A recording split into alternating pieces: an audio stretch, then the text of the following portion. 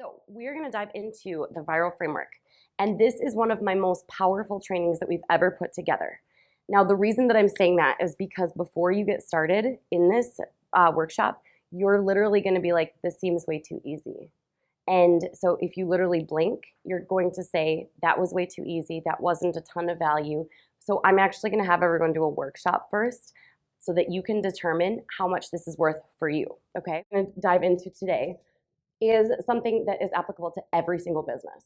This is something I am incredibly passionate about because I feel like for so long, social media as a whole has been really confusing. Like, what do you do? How do you coordinate your calendars? There's all these people asking for calendars and people putting out these things like, oh, just post, 2 things per day on this and putting together these really vague things. Here's the ideal posting times. And I hear that over and over and over again. And one of the things that I want to share with you guys is that there is no such thing as a one-size-fits-all ideal content plan. So anytime you see someone say like, here are the ideal times to post on social media, not true. There is no such thing. And in fact, whenever someone says, here is the right time, I go and test the opposite to see, was that just a hypothesis? Did they just throw that out there? Is that based on a limited data sample? And the crazy thing is, there's kind of a reverse effect. So if everyone is posting at the ideal time, if you post at an unideal time on social, you're going to discover that crazy things happen. So just know that there's no hard and fast rules with social media. There are a lot of people who say things. There are people who are going to say that schedulers are bad. They're not actually bad. And so I'm just breaking down a couple of these beliefs before we dive into the viral framework, because this is one of my favorite frameworks in the whole world, and it's completely customizable to every single business. So when it comes to schedulers, just know you can use whatever you want. And people say, well, it takes engagement, it takes reach, it takes, we hear that over and over again.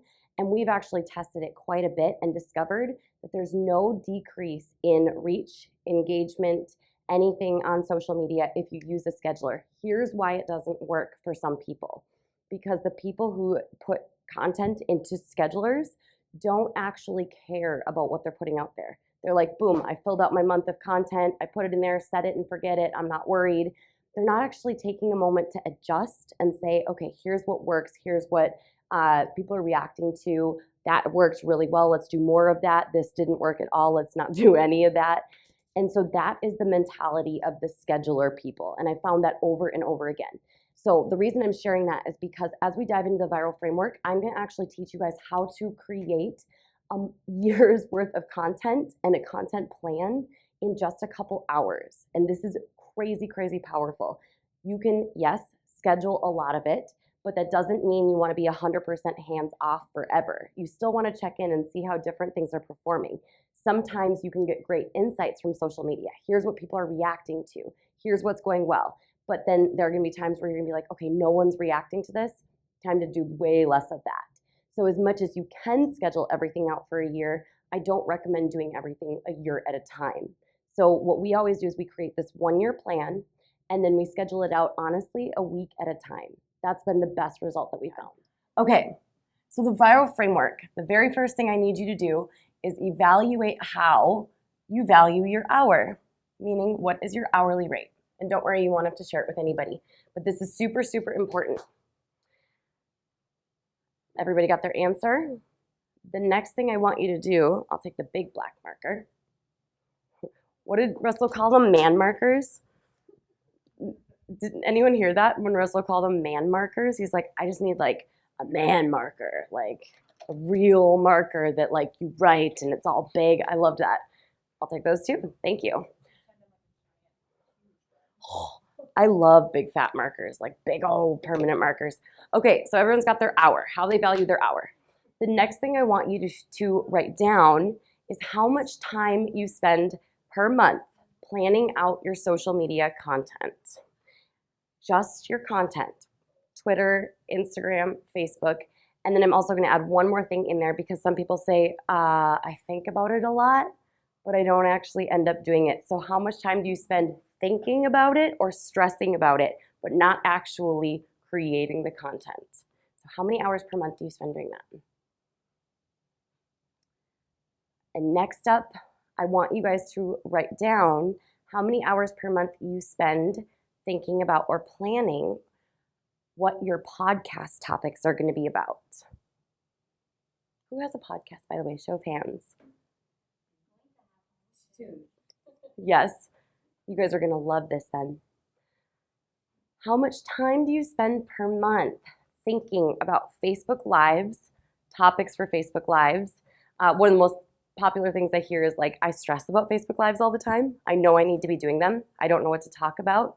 I don't want to sound silly. I don't want to get on and ramble or say something that people don't care about. How much time do you spend thinking about Facebook Lives and or researching for Facebook Lives?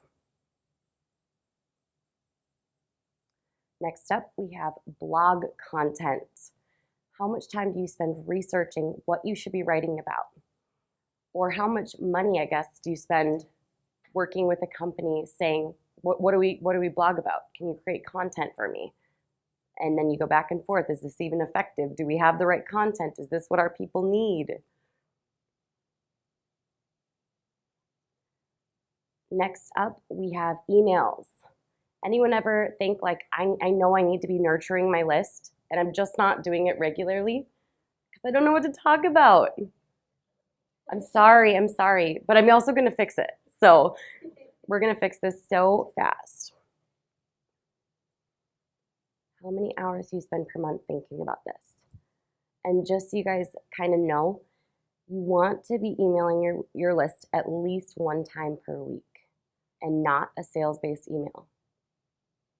It's tough, but it's so worth it. Okay, next up, YouTube videos.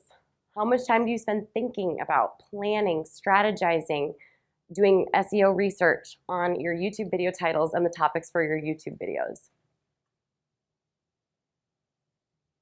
This is getting a little intense, isn't it? Or how much time do you spend stressing about, I need to be on YouTube? That's a better question, right, for some people? So now what I want you to do, and this is going to be a little crazy, is add up all of those hours. I know you can use your phone because I would totally need to use my phone. I don't have a calculator still in my brain anymore after 3 kids. I think they took that part out during childbirth.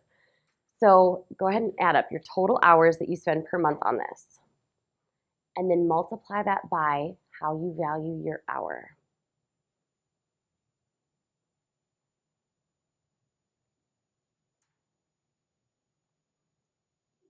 And now, I'll slow down just a second. Multiply that by 12, because that is the cost of this problem for you every single year. Anyone want to share their numbers? Anyone have more than 5,000? More than 10,000? 20? 50? 100,000? Can you guys share with me just your numbers? And we don't have to say who you are, but My number is $230,400. But my team does do a lot of this. So I took it as if I were doing all of it. Yep. But I'm not doing nearly what I should be doing. So like a Facebook Live, it takes me half a day. So I'm not doing many of them because I don't have a half a day to give. So yes. So if I were doing what I should be doing based on what I need to be doing, that's what it would cost. So maybe it's the opportunity cost for you. Like, here's the things I should be doing. So if you could hop in and know in 5 minutes, here's what I need to do a Facebook Live on, go live, it wouldn't take half a day anymore, right? Absolutely. Okay, what number do you have? So mine's more of a lost opportunity because I'm not doing what I should be, but Mercedes runs a lot of our social, and she came up with 180,000. 180,000. Yes. It's crazy, isn't it? So crazy. Anyone else want to share their number? I mean, we have 2 heavy-hitting numbers. It's kind of crazy. And it's either time that you're wasting, even just mentally, because I know that when I'm not doing something well with content, social, blogging, emails, YouTube, oh my goodness, right? Like, it sits on me. And I sit there thinking, what is my excuse? Why am I not doing this? My competition is doing this. Why can't I just be consistent? Like, how do we make this happen?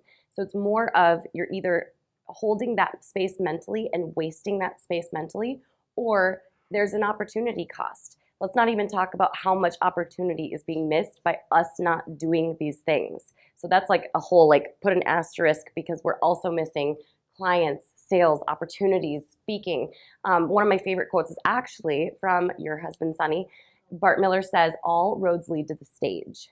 How many opportunities are being missed to hop onto a stage and just build and grow and network and get visible and possibly secure clients? So if we can solve this today, who here says that's worth it? That's worth the flight, that's worth the drive. We're gonna do more than that today, but we're gonna at least dive on in to the viral framework, because this is how we've solved this, okay? So we're gonna workshop it live. The very first thing you need to do is create what we call a Cosmo for your business. Now, what is a Cosmo? It's not cosmopolitan, it's not the beauty industry. I've left that already, I'm not going back. So we have 4 categories. Do we need to move this at all as I work down maybe, or no? Not yet? I'm gonna anticipate. Oh, it's easy to move. That's good news, that never happens. So we have Cosmo, Macro, Micro, and Nano. And these are the 4 things that are going to solve that entire issue that you just identified. So what I'm going to share with you guys is that I am not a science expert.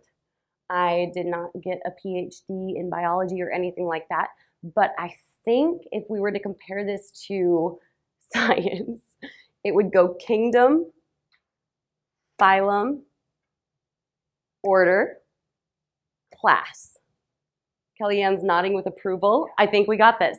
So anyone love science or remember this from science? So basically, like, we have the natural, like, order of life. And so the kingdom is like the highest level beyond a couple that are above it, but whatever.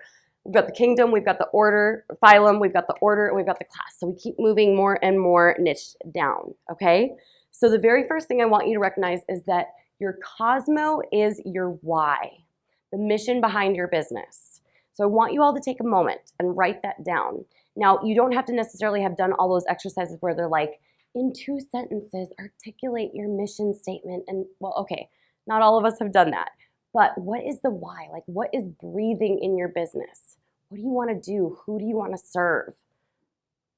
I know for me, it's changed a little bit over the last few months. And I look at my business and I say, I want to empower business owners with social media and paid advertising. And I want to empower social media managers and marketing professionals with social media and paid advertising. So everyone's kind of got this idea, right? And if you don't have that mission statement, that's okay.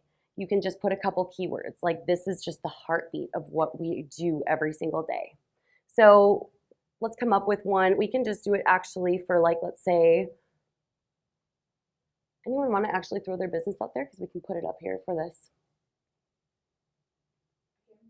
We teach photographers how to make money and be able to put their family first. I love that.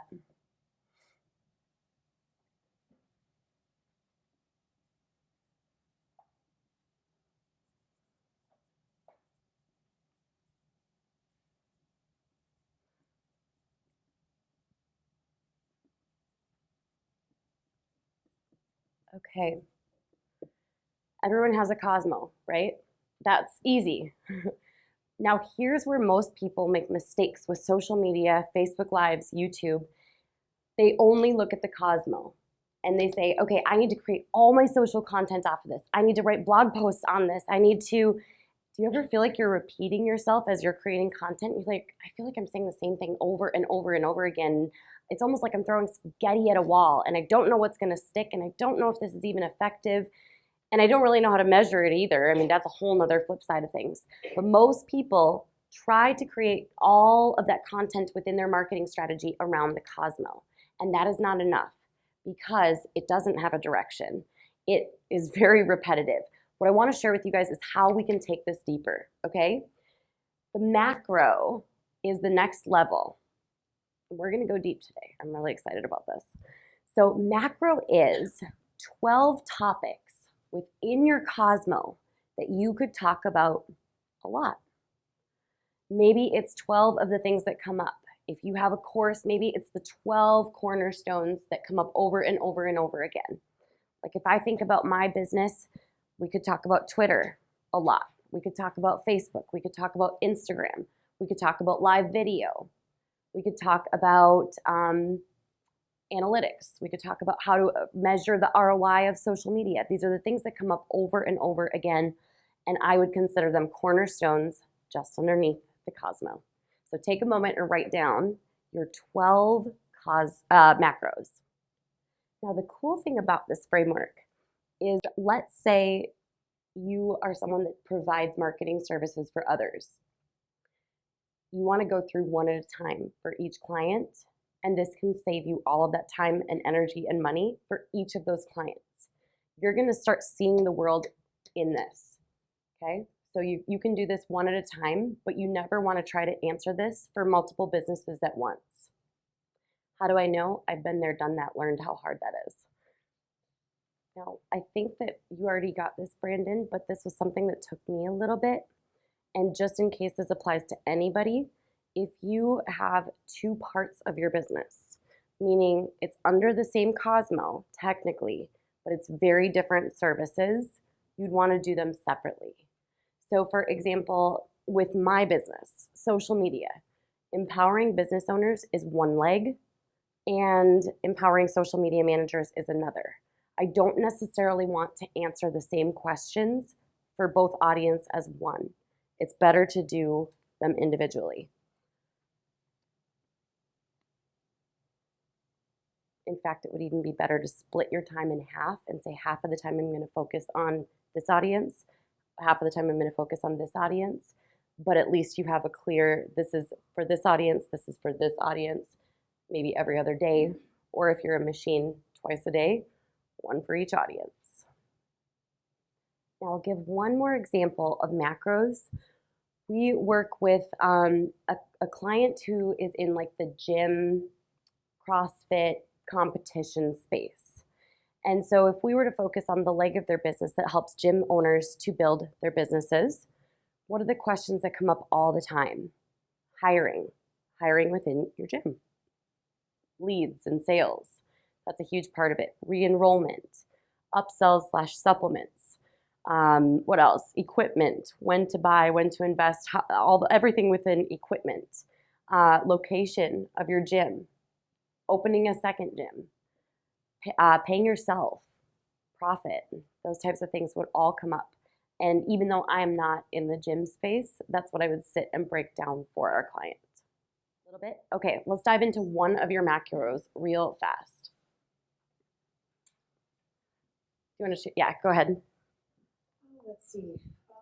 What do I say about digital files? Everybody wants them. Yes.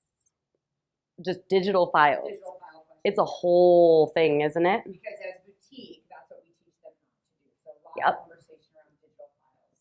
I love this conversation because as somebody who gets a lot of photos done, I have two different types of photography I get. So I always say I either want the nice photography that I'm going to use for like headshots and magazine covers and those speaking opportunities, or I identify this is a time where I need digital files because it's for social media.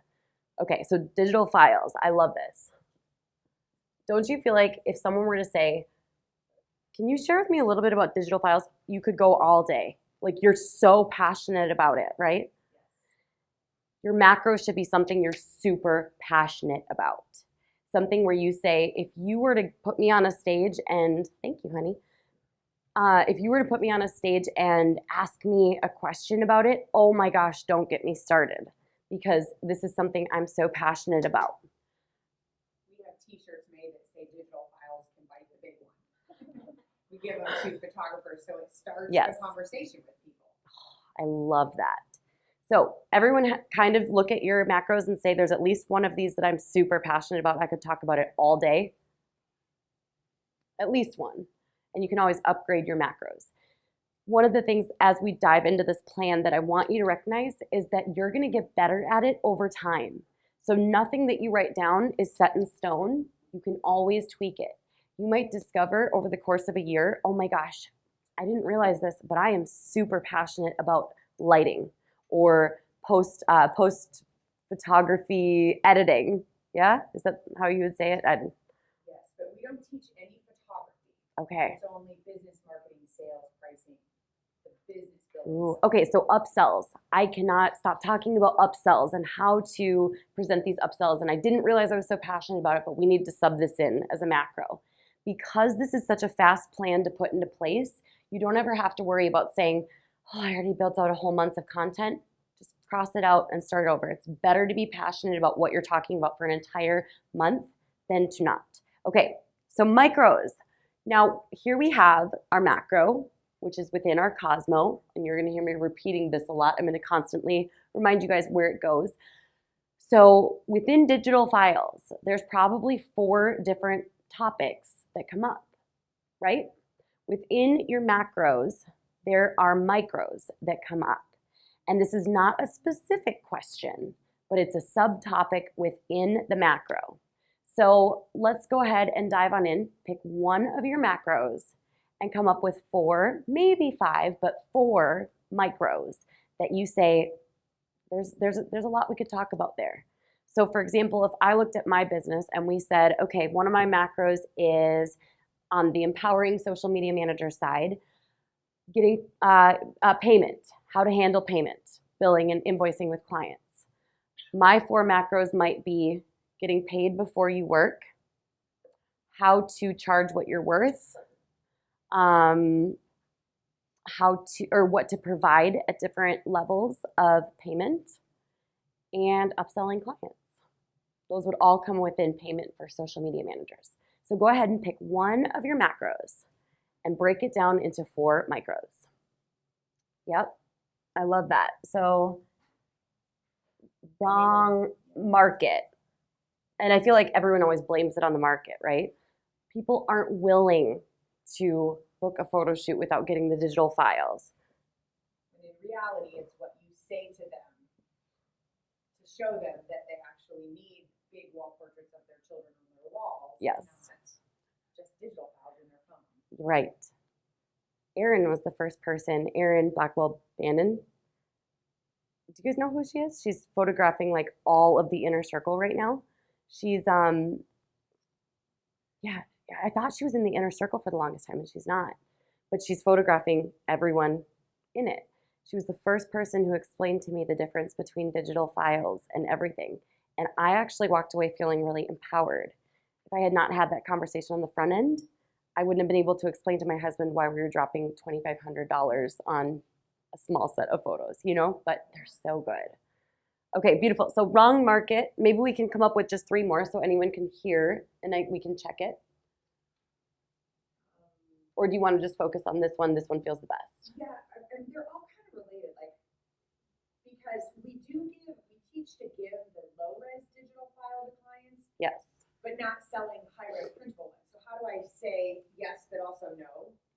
Yeah. This kind of one. Because you can say yes to the digital file question without selling huge high-res digital files. So maybe exceptions, like when should I? Yeah. Okay. Beautiful. And how can I take them from my clients? Like, how do I tell the client you no longer get digital files? When all I've done is given you a CD full of digital files. Now I realize I'm not serving you. Yep. Okay. Beautiful. Shift the clientele's perspective. Maybe one more. I know this is so hard, isn't it? At first. Yes. Because exceptions and when are kind of the same, right? When do they fit? Yep. What about the internal, like, I'm scared to death to even ask that question, like, yes, the fear of rejection or things that go along with this whole conversation? Yep. Which of these do you feel like you could talk about all day or you get the most questions about? Where do they probably exceptions when, like, but scared internal is pretty big too. Okay. Should we go with scared internal? Sure. Beautiful. Everybody has that. Probably apply to everyone. Beautiful. Okay. Everyone has their micros. And we're going to lay this all down in a second. It'll all kind of come together and you'll be like, oh my gosh, I want to sit and do this tonight. And just so you guys know, with timing and everything, even though I ran late today, everything's going to go pretty quickly today. But then I am going to probably be opening up opportunities if you guys want to stay longer, because we have childcare, we have the setup.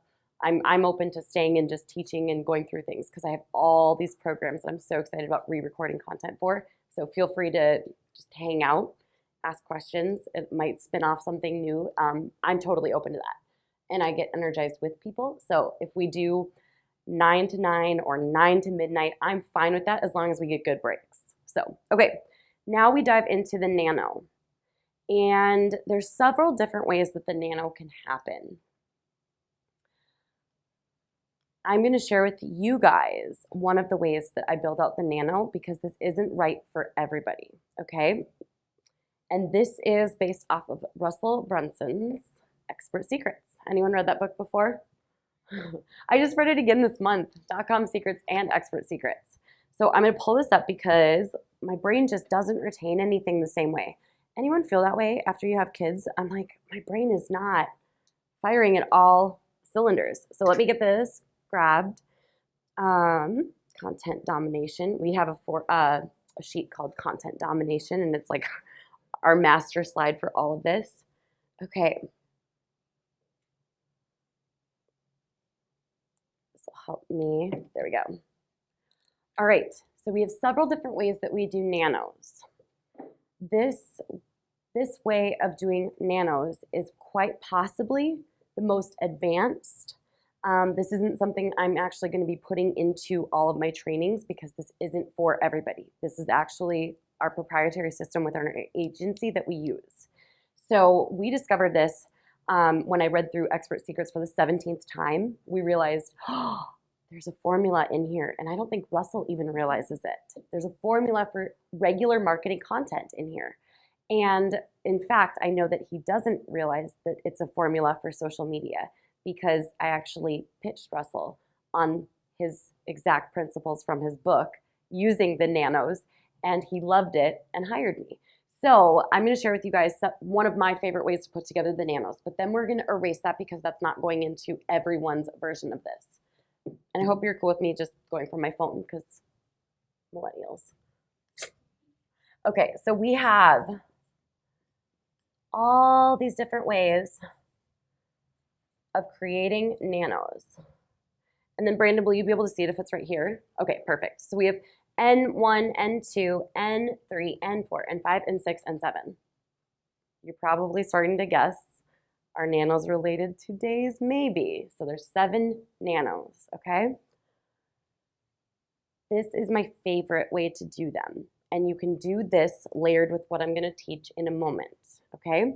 So N1 is justify failures. It's not your fault. It's okay. Everyone's been teaching it wrong. How are you supposed to know? You're basically giving people permission to have been doing it wrong. Because I know this is true for me. Oops, sorry, I'm hitting the mic. I know this is true for me, and I know this is true for a lot of social media managers. At least this is what I see. People feel stupid when you present a different way of doing things. You need to give them the ability to blame it on something else. If you go to someone and you say, you're doing this all wrong. You're doing this wrong. It's going against our industry. You need to give them a scapegoat for why they've been doing it wrong. So it's not your fault. This is all that anyone's ever taught before. So don't worry about it. I've got a new way, okay? So justify failures. Next up, we have allay their fears. I know, this is so scary. I get it. I was scared too. Give them permission to be scared of the new way. I might be able to move this. I have no idea. Okay.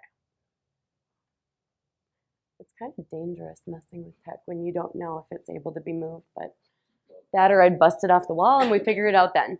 So, allay fears. And then we have one that we actually created. Now, if you go to Expert Secrets, I think it's on page 67 of Expert Secrets, there are the ethical persuasion methods. That's what Russell teaches. And he has 5 ethical persuasion methods. It's either page 67 or like 65, but it's in the 60s for sure. So in Expert Secrets, we found these 5 persuasion methods. And I realized, okay, it's kind of scary to persuade people. It feels a little freaky. It sounds manipulative, but the bad people are already using this. So why shouldn't we be using it to do good? So we laced this in to our nanos, but then we added 2 more to hit 7. So this gives you kind of like the psychological, this is how we are putting ethical persuasion into all of our content. So all come together, I promise. I know you're still like, how do all these pieces come together? They will. This is one that we created, and this is wins/celebration. One of the craziest things that I have ever realized. I guess now this is kind of crazy. I've served now over 5,000 social media managers, even just for a short time. I didn't realize it had been 5,000 within Social Media United Elite, click all of the programs that I have. 5,000. I mean, that's 5,000 people who have paid at least $1 to learn from me. And so one of the things that I've found is if we can't teach people to celebrate their wins, they feel like they're failing all the time. And why is that? Because who here is hard on themselves?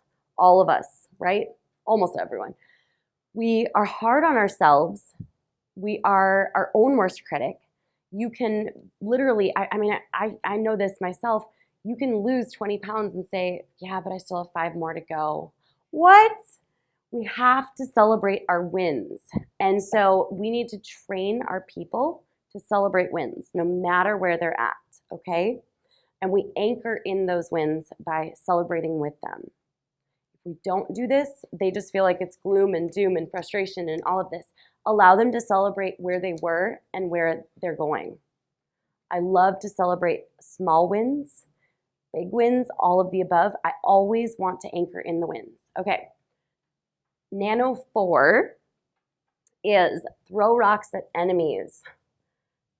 Now, one thing that I discovered as I was looking at the principles of ethical persuasion is that sometimes throwing rocks is not the most effective way to get the desired effect from this.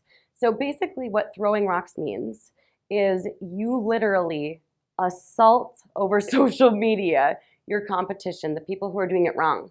Throwing rocks is very violent. It sounds violent, doesn't it? Like it's intense. You're saying this person's misleading you. Maybe it's, Lie Topez or Han Denry. You are saying their names without getting in trouble for libel or, slander, but it's very aggressive. And so one of the shifts that I've discovered, not only in Russell Brunson's verbiage, but from my own failed efforts at throwing rocks, that was not fun, was that it's safer to plant seeds of doubt. Okay? I learned this because I'm not confrontational, but my audience likes to see me as nurturing and kind and bubbly and fun and safe. And so when I throw rocks at an enemy, I'm talking throw rocks, it freaks people out because they're like, why is she doing this? This doesn't feel like her. Could she turn on me? This doesn't seem congruent. And that's where I learned throwing rocks is not always the best option. How do you know if you should be throwing rocks or if you should be planting seeds of doubt? It just depends on what your online persona is. So if you are someone who is confrontational, stirs the pot, loves and welcomes controversy and arguments online, go for it, throw rocks. But if you're someone who's like, no, I want people to see me as an underdog or as someone who is, fighting with them, plant seeds of doubt, meaning it's subtle. So whereas with throwing rocks, I might say, Lie Topez is straight up not telling the truth. He's never been a social media manager a day in his life. That's aggressive. And people would be like, whoa, I don't know if I can trust Rachel because that seems incongruent with who she is, every day. But if I say plant seeds of doubt, just so you guys know, there are social media managers who teach you what they're doing, but they've never actually done it. Now, this is the most powerful part of planting seeds of doubt. When you don't assign a name to it, that could plant a seed of doubt anywhere that someone wants it to go. So a while back, I had someone who basically friended me and was upset that I didn't want to do a JV program with her.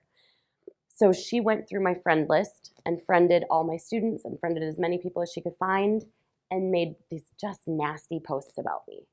And we actually had a great discussion about this. Do we approach it by name? Do we call her out? How do we handle this? And instead of calling her out by name, aka throwing rocks, we plant a seed of doubt. And by planting a seed of doubt, that means that if her or someone else posted something nasty, now that seed of doubt is there for every single time someone sees that happen. So if you say, just so you know, there's doubt about this type of behavior, it lets the person plant the seed of doubt where they are most likely to find it, which is really, really powerful. Okay, next up we have confirm suspicions.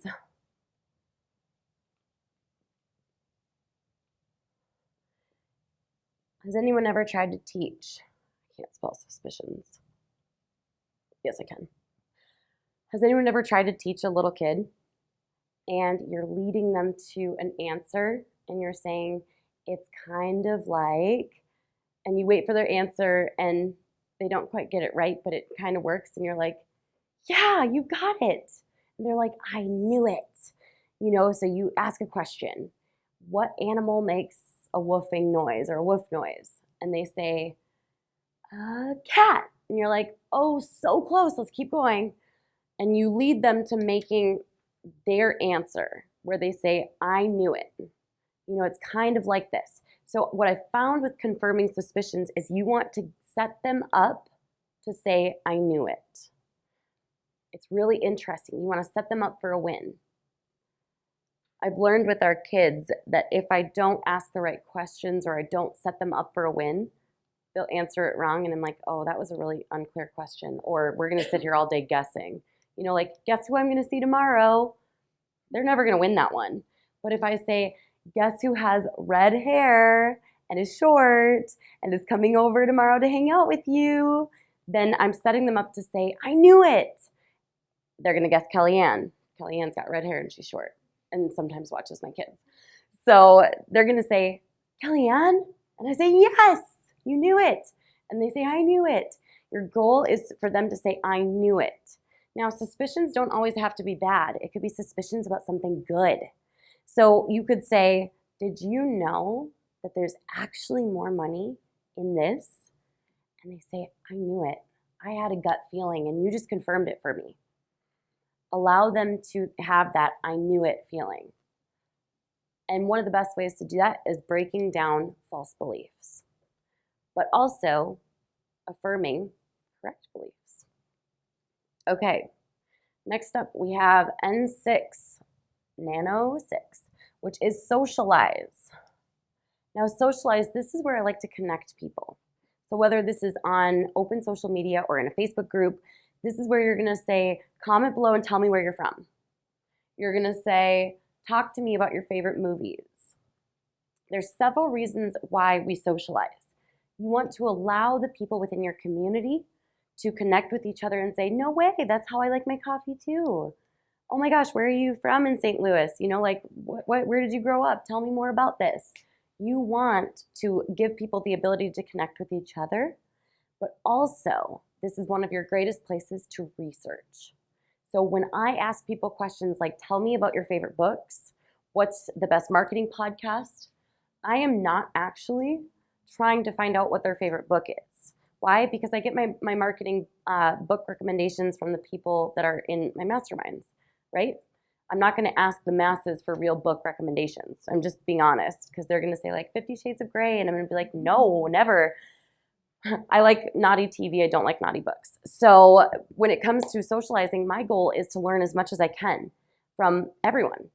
This is actually a huge experiment I do on my Facebook profile. People sometimes get really freaked out by the questions I ask on my profile because people are like, why is she asking everyone this? And it's not because I need advice. It's not because of X, Y, and Z. It's because I'm doing research. And I go through all of the answers and I say, this person's my ideal client for the agency. This person's my ideal social media manager. This person is somebody that we could work with in the e-commerce company that someday we're going to open, right? I'm asking questions to research and understand people. And the more that I understand people, the more that I can create amazing content. And then there's a whole backstory of how I literally will take their answers and go and research it. So if I say, what's your favorite podcast? I go to that podcast and export all of their titles, look at their titles and say, what are they talking about? What is my competition talking about? Because someone's paying attention. What am I not covering? Let's look at our macros and see what we're missing. So N6 is socialize, but socialize for research purposes. And then N7 is encourage their dreams. I'm going to star the 5 that are based on expert secrets, because 2 are ones that are based on our trial and error and expertise. So these 5 are from Russell Brunson's expert secrets. And the interesting thing is I presented them with different words. When I presented to Russell, we need to incorporate nanos into the ClickFunnels group. And I just used different words because I was like, he's going to recognize if it's word for word his thing. And then I came back and said, I just presented you expert secrets. You can use that for social. Did you know that? So it ended up working pretty well. This is how we determine nanos. But I'm sure you're still like, wait, but how do I come up with the right content? So we'll leave this up for a moment. So make sure you take a picture or write it down, whatever you need to do to get that burned into your memory forever, because I'm not going to teach this to everybody. This is another layer that you can add as you plan out your nanos, okay? Everyone good? Yeah, for sure. Just don't like post it on social and run a bunch of ads to it. That would be awesome. Okay.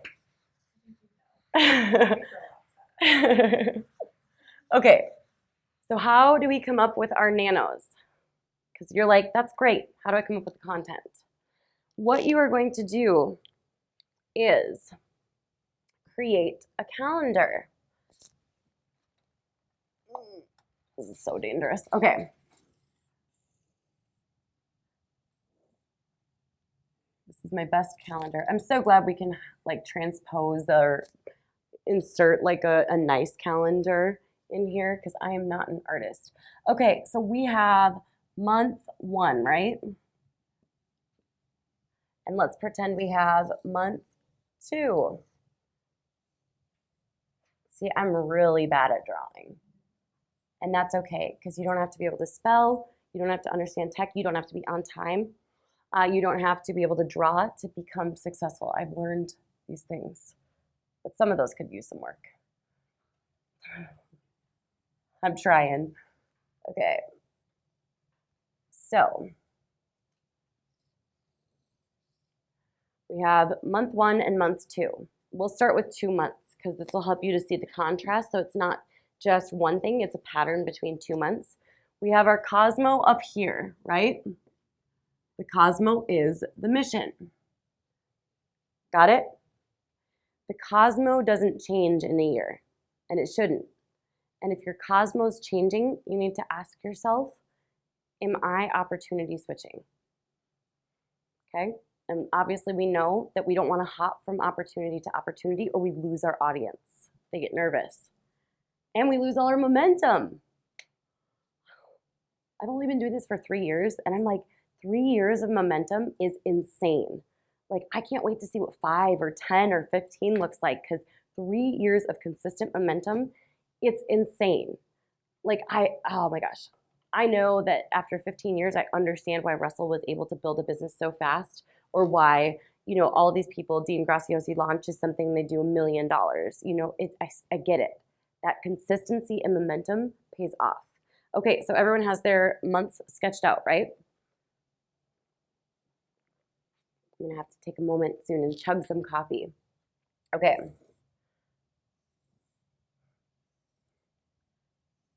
Does anyone else get nervous? Like, is she gonna be able to get the right number of days? Done. By the way, who here has OCD? Anybody? Sorry in advance. I don't. Like 0%.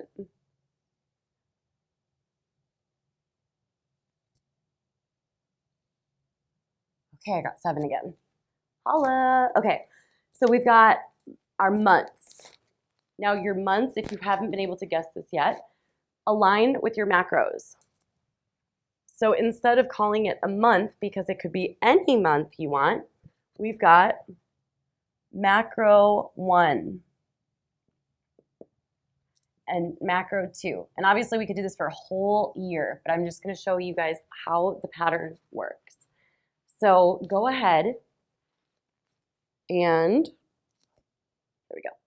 Go ahead and put your macros on those 2 months. Pick your 2 favorite macros. You could do 3 if you wanted, but I kind of encourage that you guys actually workshop this here this weekend because it's so powerful. Okay, so you have 2 macros. That is your plan for the month. So you're like, wait a second. How do I know what to talk about with digital files all month? When, where, how? When does the nano come in? So right here, we have, I'll put it here so that it makes more sense for Brandon. We've got micro 1, micro 2, micro 3, and micro 4. And I know that there's always like technically a couple extra days. So you can decide, am I just going to extend micro 4? That's totally fine. It's not wrong at all. So you're going to go ahead and put your micros on the weeks. It's better to use one of your micros for an extra couple days than to come up with an entirely extra micro. Because you're going to find that there's definitely a lot of content that you'll be able to find for your nanos within each micro. You're going to actually start to wish there were more days and months in the year. Okay?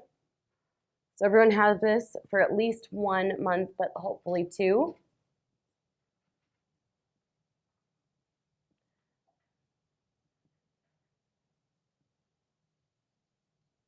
Okay, now there's several different ways that you are going to get what goes in here with the nanos. And one of my favorite ways is to go to answerthepublic.com. This website is going to change your life. And what I normally do is I try to find the keywords within my Cosmo, Macro, Micro that I can plug in, the bare minimum keywords that bring up a whole list of questions that my people are already asking. They're typing it into Google. So basically, answerthepublic.com is a website that compiles for you all of the questions and keywords that people are looking up related to your industry or the keywords that you put into place. You will have to try a couple different combos of keywords to get the right questions. I learned how to Google really, really well. Is anyone really good at searching for things? I learned this years ago, back when I was first a single mom, because I became what's called a cha-cha guide. Did anyone ever text 242-242 to ask a question? So 242-242 is cha-cha. And you would text cha-cha and ask a question. And within 20, 40, 60 seconds, usually, you would get a reply. That is not an automated reply. There was a cha-cha guide looking up the answer to your question and actually, as crazy as this is behind the scenes, citing a source that is not Wikipedia or Google and actually giving you an answer. So I was a cha-cha guide. And the faster you answered, the faster you got paid. So you might get paid 6 cents a question, 7 cents a question. If you were good at math, you would get paid 20 cents a question. So I started to become faster at answering questions. And I was a stay-at-home mom, stay-at-home single mom on break from hair school. I needed to generate revenue so bad, although at that time we called it money. I just needed to make money. So I'm sitting there and I'm Googling and Googling and Googling and answering all these questions. Because of cha-cha, I learned how to search for the right keywords to get the answer as fast as possible without using Wikipedia as a source. So I learned, like, let's say, for example, there's a sentence. I teach photographers how to make money and put family first. I would look up photographers make more money. Make more money, photographer. That's exactly what I would look up. And it's actually going to perform really well because now you're not asking Google to find the exact keywords that you looked it up with. It's only going to use the big building blocks of the question. Or I might say photographer, work-life balance. And I would find all these different ways to ask the question until I find the right answer in the first couple of answers. Then I know I'm using the right keywords. So on Answer the Public, I try different combinations. You might be able to put in photography business and actually get so many questions that you're able to break them into all of your micros. Now you're going to get all of the how questions, all of the what, all of the why, all of the where, all of the fill in the blank. And I feel like every single person should do this like over our first break because you're going to be like, oh my gosh, I don't have to guess anymore what people want to know. They're asking and I get to literally hack their brains.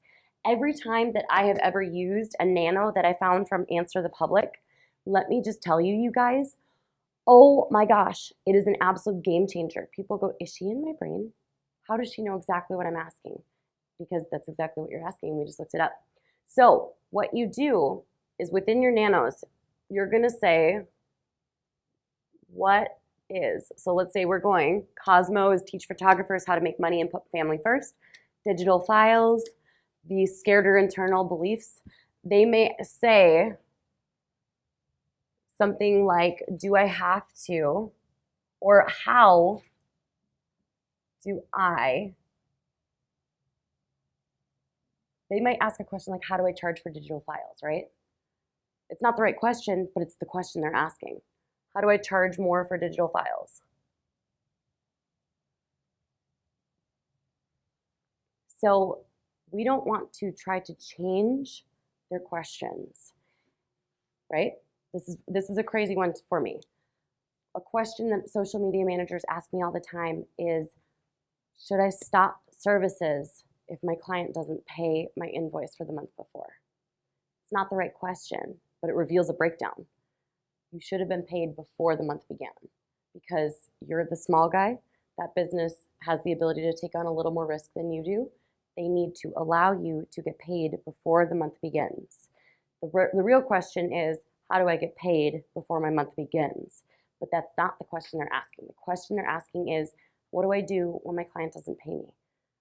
I'm sorry, it's not your fault.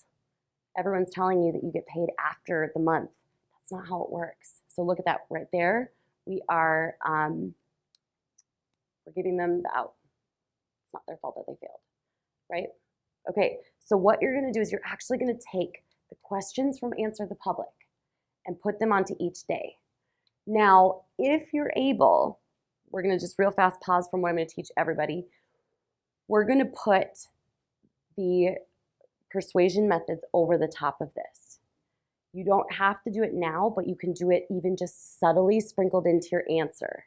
So you put all of the questions here.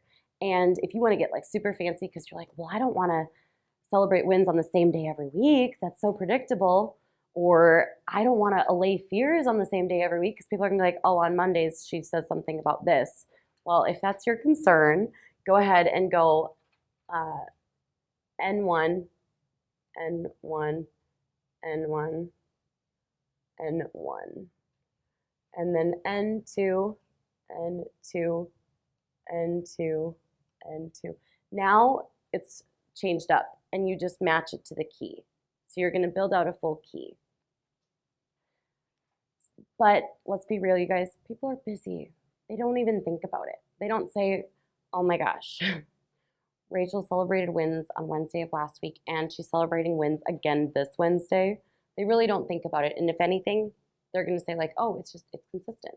But if you want to change things up, you totally can change it up. So just know that there's as much variation as you want. Okay, now as you layer that on, you can put that into the answer to the question that people are asking. So if the question is, how do I charge more for digital files, right? Not the right question. If we were to layer on something in there, we might say, who here this week stopped offering digital files? Let's celebrate. Or when did you stop offering digital files? Now we're celebrating their wins and we're subtly communicating that digital files are not acceptable. That's one post possibility. Another possibility might be you do a Facebook Live where you say, okay, the question is, how do I charge for digital files? I'm going to share with you guys the exact answer to that. And want to know something crazy? So all these people talk about SEO, and SEO is like, it's obviously an art. It's an art and a science, and I think it's phenomenal and awesome. I'm not that complicated. I'm actually a very, very simple person. I like things to be easy. The more complicated things are, the less likely I am to do them. I'm not naturally consistent. Anyone relate to any of that, by the way? A little bit? Okay. So let's talk about simple SEO. SEO, and this is not a technical explanation for anyone who does SEO, what are people looking for? And how can I make it as easy as possible for them to find it? Now, SEO doesn't necessarily translate to social media, but there is a little bit of crossover. So if I have that in mind as I create my social media content, I am making myself easily searchable on social. Now, most platforms for social are not searchable. For example, Instagram, you can't just search for any question you're going to have. You're searching for hashtags. It's a little less intent-based. But what if you made it this simple and you said, if that's what someone is typing in, that's what I'm going to label my content. Here's why. Anyone ever look up something on YouTube? You say, how do I French braid my hair? Not Stacy's review of how to French braid your hair and tutorial. You say, how do I French braid my hair? How do I French braid a 5-year-old's hair? How do I French braid short hair? The question that they're asking, and this is my favorite way to do my very, very pared down version of SEO, is what should be answered in the video, but should be mirrored in the title.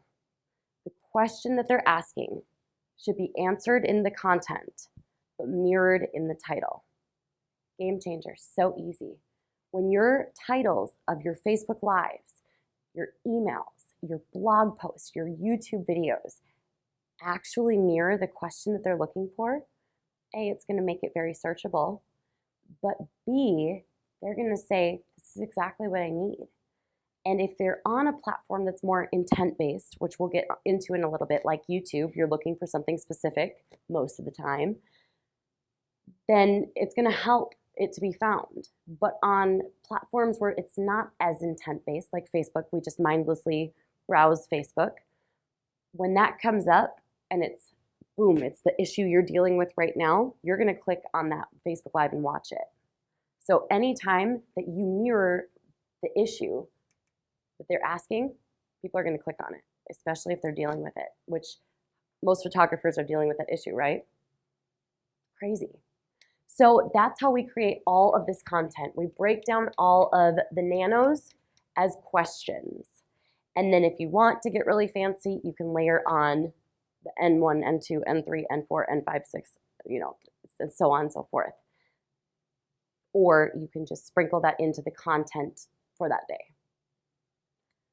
Does anyone have any questions about all of this and how it all comes together? Is anyone excited? So excited. So excited.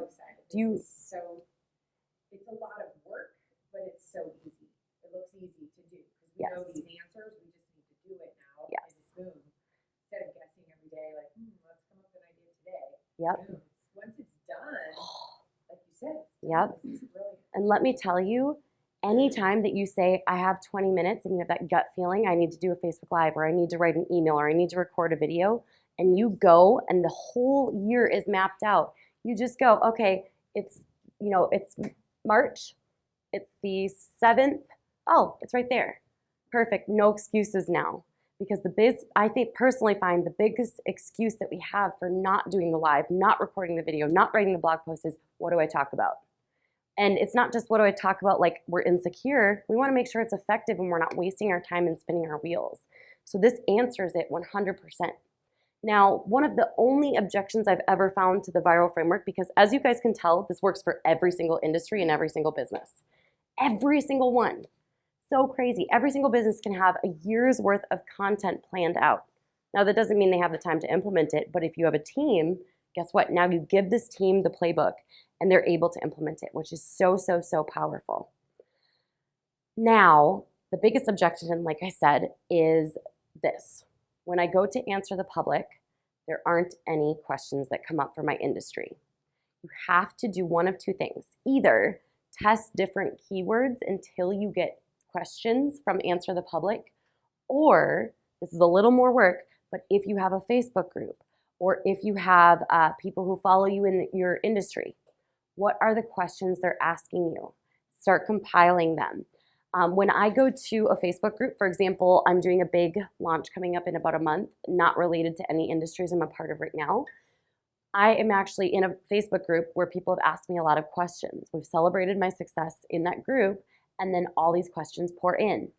I am literally grabbing all the permalinks and having my assistant go in and copy all the questions down, and then we'll sort them in. So you can get the questions from Facebook groups. Okay, I do have a question. Yes. So what if your blue ocean is something people aren't searching for, like ketosis? Now people are searching for ketosis. But back when it was new, people weren't searching for ketosis. Right. They didn't know what it was.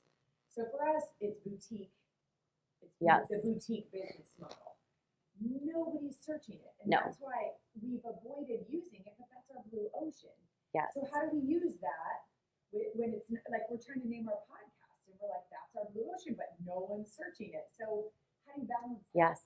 So here's how you do it, because right now, boutique photography feels like technobabble, right, to your audience? Yes. So when you say that, they're like, I haven't heard of that. I don't know what that is. And it sounds like you're pitching a sales opportunity. Like, oh, I'm about to tell you all about boutique. But what if instead you flip it from what your title is, like ketosis, instead, let's go over to the consumer and talk about their pain points. The pain points are everything. If you were to create a podcast, think, what does every single photographer want? I think about like Paul Pruitt, who's a friend of mine, and he has Profitographers. That's his Facebook group, Profitographers. I actually personally prefer to simplify things even more than that. Profitable photographers. How to make money as a photographer. I dumb things down so much, you guys, that people actually think I'm really stupid, and that's good. Because according to the 48 laws of power, you're supposed to allow people to think you're stupid when you're not. Whatever. So it's really, really cool because you can simplify it so much that when your ideal person sees it, meaning the person who's in pain doesn't know what a boutique is or a boutique photography studio is, they say, I don't know what they're all about, but all I know is either that's me or that identifies my pain point or that identifies my end goal. So literally when I come up with group names, at first my Facebook group was how to become a social media manager. Because at first I was focusing on the blue ocean of people who wanted to become social media managers or wanted to connect with social media managers. So that's kind of how I do it. Or now, like if I'm going to change my free Facebook group, which I'm considering doing, I would change it to successful social media managers, because there's a lot of social media managers not being successful. And that's where, like, there are a lot of people out there teaching how to make money with photography, but it's that we throw stones at the shoot and burn model where you're giving a CD for $200. So we Yes. would need the make money and the family component, the lifestyle Yes. component, both in the name and not using boutique. So the balance, like, Yes. those are topics, those have to be woven in without saying boutique, or do we then, in the teaching, we educate them, this is called boutique, but it's not Bingo. something we search. I would even, as crazy as this sounds, give them that identity in the beginning, the intro. Someone who does this really well is Alex Sharfin. So in his intro, it's long, it's really long. Sometimes you have to skip it because you're like, I love you, Sharfin, I can't listen to this again. But he makes it so clear, the reason you're having all these problems is because you're an entrepreneurial personality type.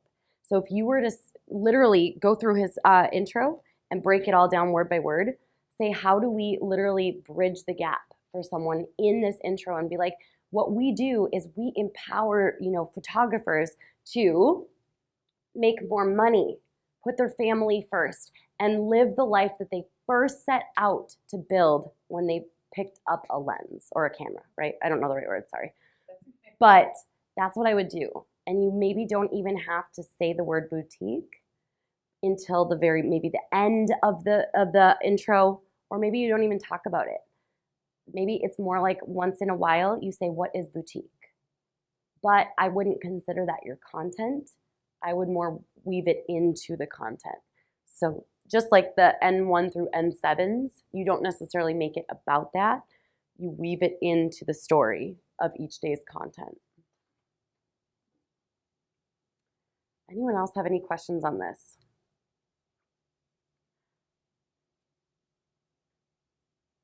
I think we should call it a day. Just kidding. Just kidding. We should call it a break. Everyone, thank you so much. This was amazing. Great. Thank you. You guys are fun, even though we're quiet and we're small and it's morning and I haven't had enough coffee.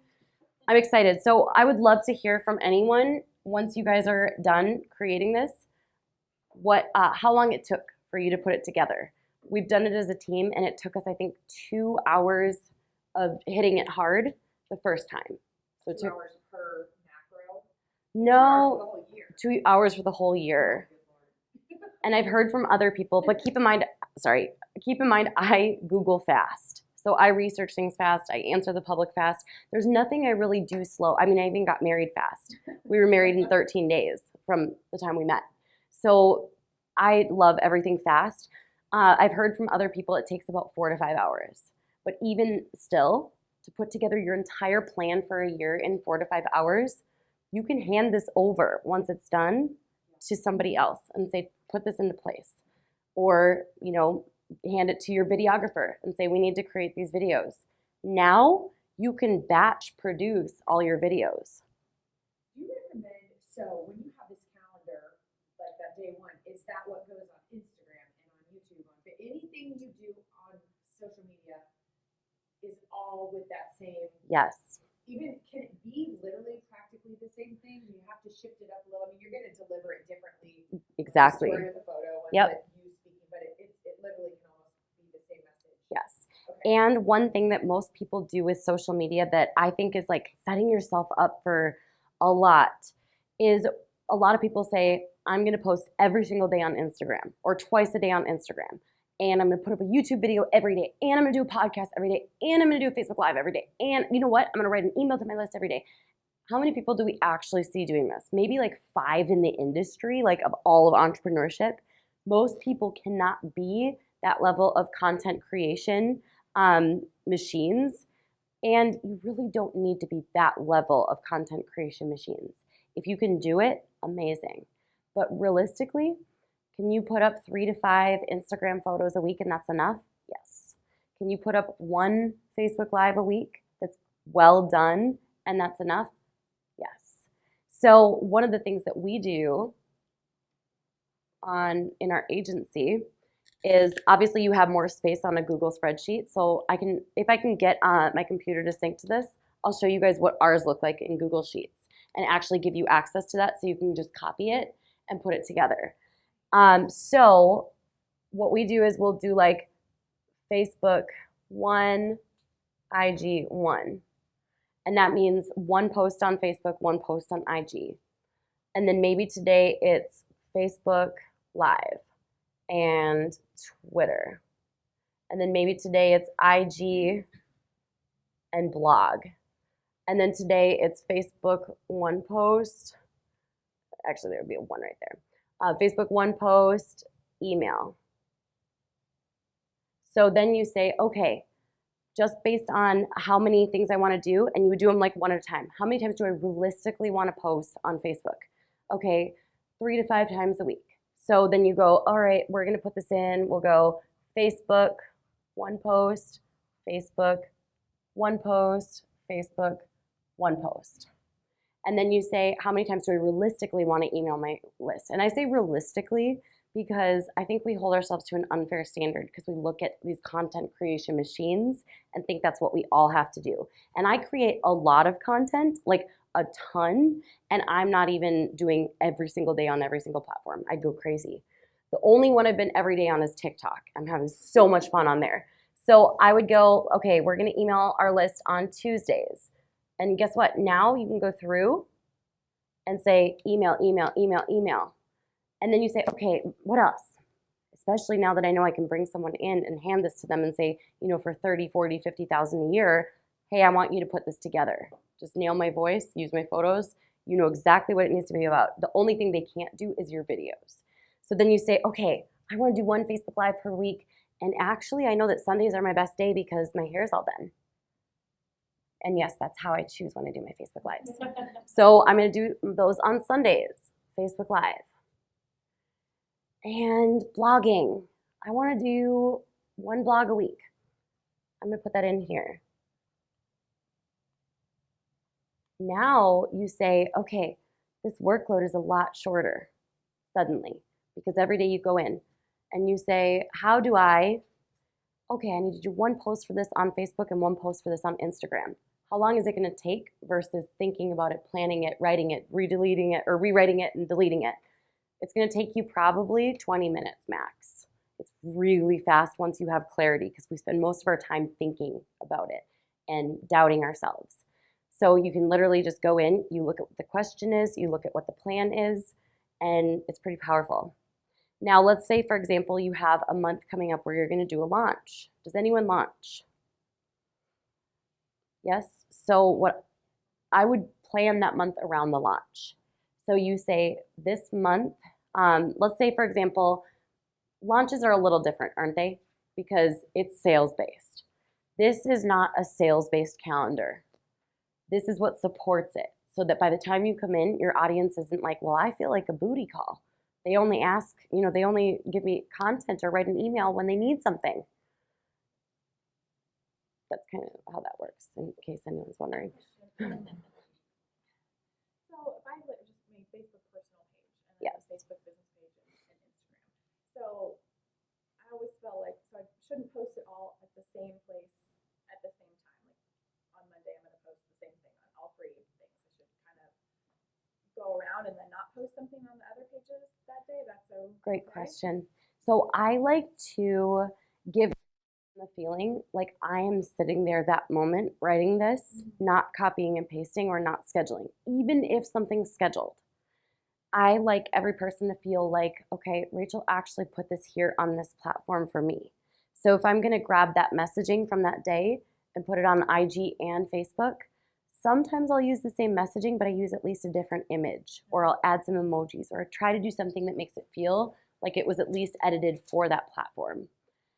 On my profile, I almost never put the same thing as on my page. My profile is very different. I actually sometimes get nervous about like potential clients friending me because I am so goofy on my profile.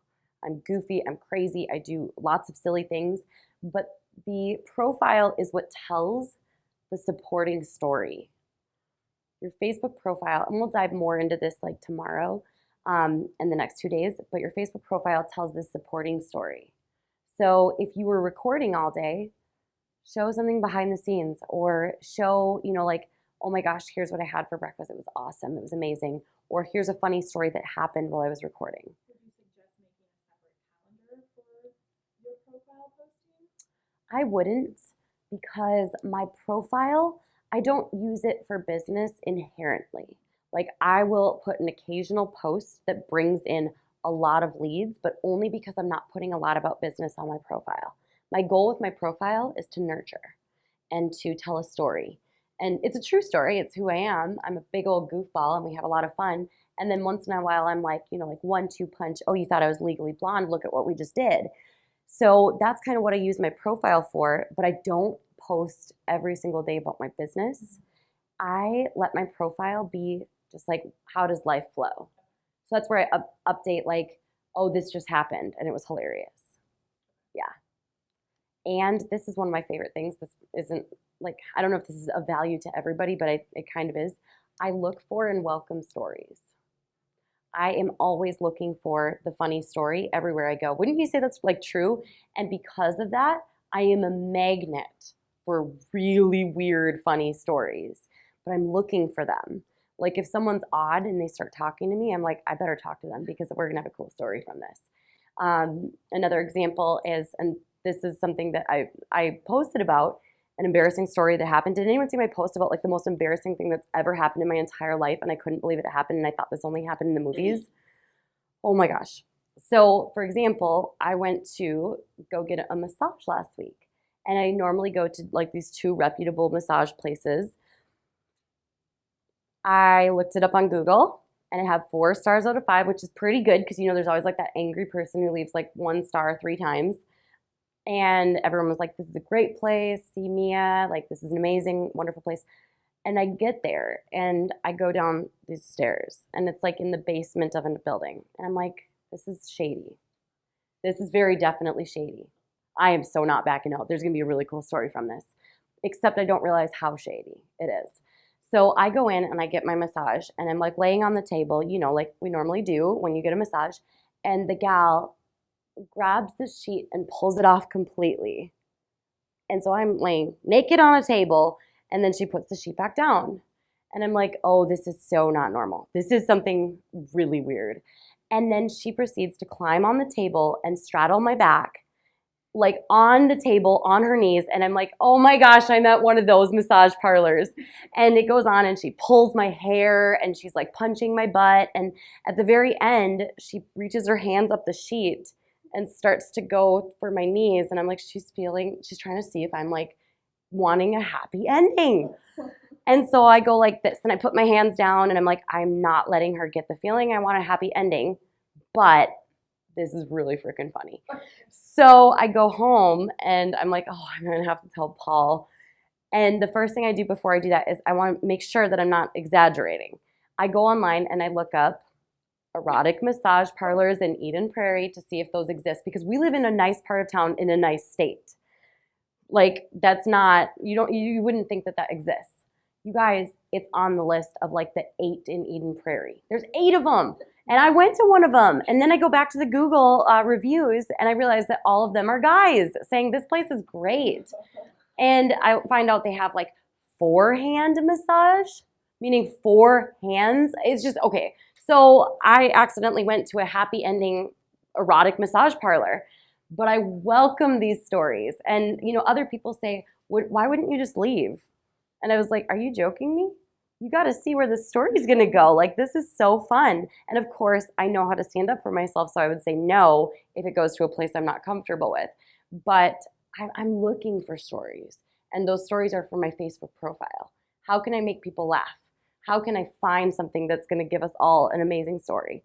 Even like when I got here today, most people would have probably been stressed about like the Uber driver going 5 miles per hour. And I was like, hey, can you turn the heat down in the car? And he's like, no English. And I thought that was hilarious. So like I tell my team that instead of looking for stress or frustration or what's going wrong, I'm like, where can we find the story in this? Because this is fun, this is exciting. My team knows if they go places with me, there's going to be some adventure all the time because I make sure that it happens. So, okay, everyone stoked about the viral framework? How much value did you guys just get?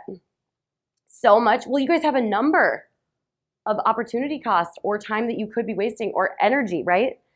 It's more than what we're going to be charging for this, which is so crazy. We are going to be charging $67 for this training. This is going to change the industry of social media.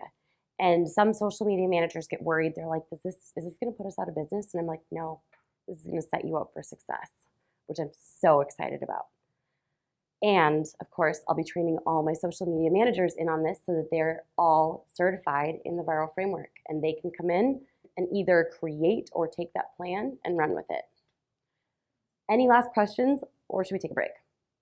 Let's take a break. Thanks, guys.